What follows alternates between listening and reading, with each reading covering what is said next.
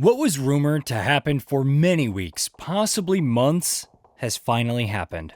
Yet again, layoffs. Bungie is going from 825 employees to possibly half that following the last content update for Destiny 2. PlayStation Studios head Herman Holst says that most of the Destiny team is effectively gone. Meanwhile, on the other side of the ocean is Quantic Dream. Coming off the failure of Spellcasters Chronicles, apparently in development for 8 years, employees are going on strike, protesting a planned 115 layoffs because it could spell doom for Star Wars Eclipse, perhaps the one project that anyone actually cares about from the studio. Lest we forget, the year has been full of other live service failures, big and small. Highguard is the most prominent, but Destruction All-Stars recently saw its server shut down as well. After a whopping 5 years of development and $880 million spent, Sega canceled its Super Game project. And lest we forget, Sony shut down Bluepoint Games after having it on a live service project for years. Even among lesser-known companies, it's looking grim. Wildgate, which launched last year to some fanfare, won't receive any more content after its next update.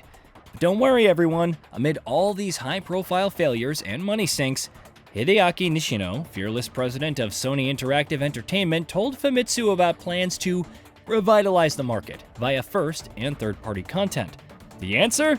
Oh, wait for it. Live service games.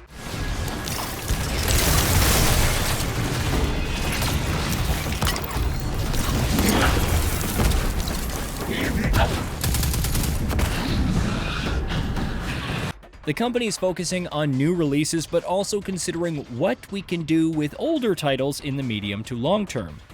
He even considers MARVEL Tōkon Fighting Souls to be a live service game for reasons.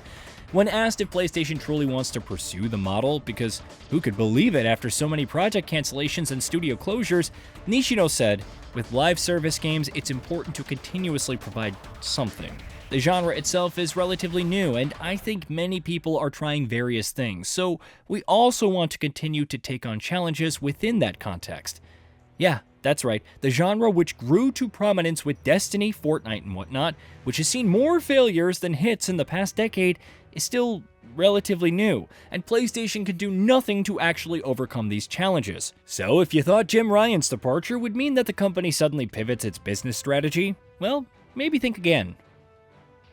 Let's leave aside the irony of wanting to continue pursuing live service after laying off hundreds of developers who worked on one of the pioneers of the model. What truly baffles me about all of this is how, even with all these setbacks, the disaster that was Concord, and considering one of the main appeals of Sony's consoles is its prestigious single-player titles, it still wants to keep trying with live service. If at first you don't succeed, you apparently fail again, fail some more, and keep trying because why not?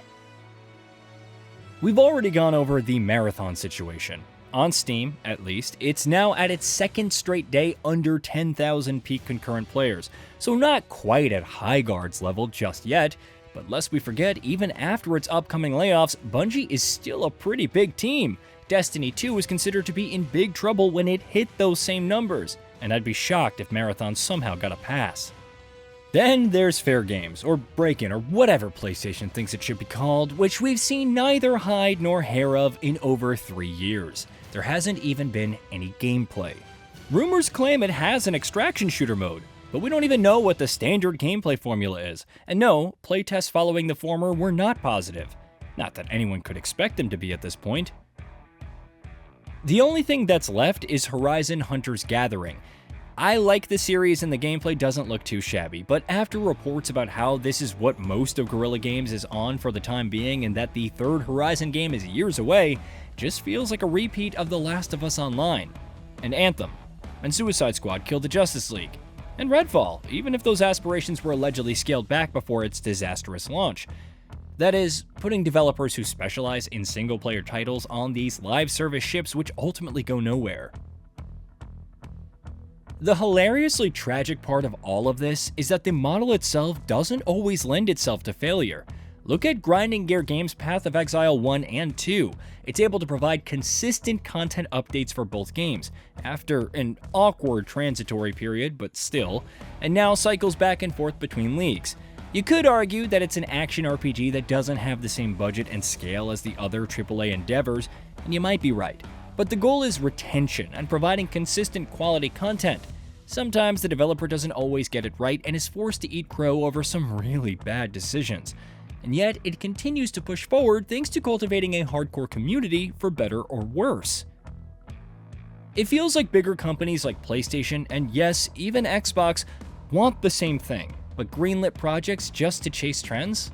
If there's a plan, it certainly doesn't feel like it, especially with some of these games spending years trying to figure out what to do, wasting time and money. And allocating AAA level budgets to begin with is in itself a problem. If Bend Studio released Days Gone 2, you could at least be assured of some returns, and maybe an evergreen title that continues to generate sales down the line. But with live service titles, you're essentially rolling the dice. If it underperforms, you'll lose your initial investments and continue to burn money every day that the servers remain online, and when new content is delivered. Of course, there's also the fact that the market is so crowded.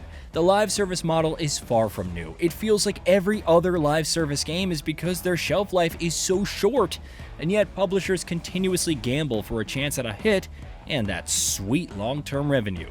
Every time, no matter how often it fails, and regardless of how many other failures there have been in the past.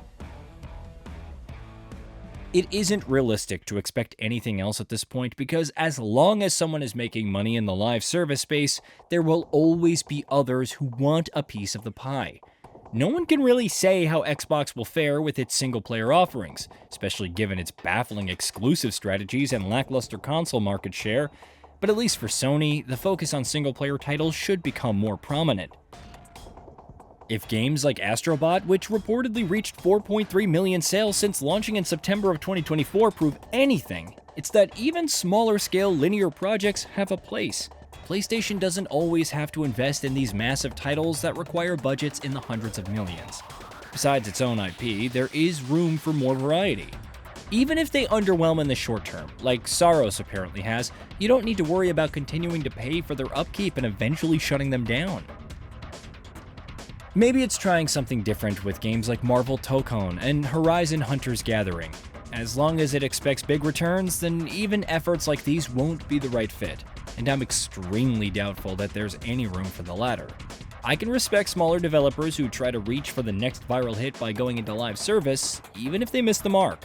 But for a company like PlayStation to keep throwing millions after millions at the model and have little to show for it is a definition of insanity that defies description.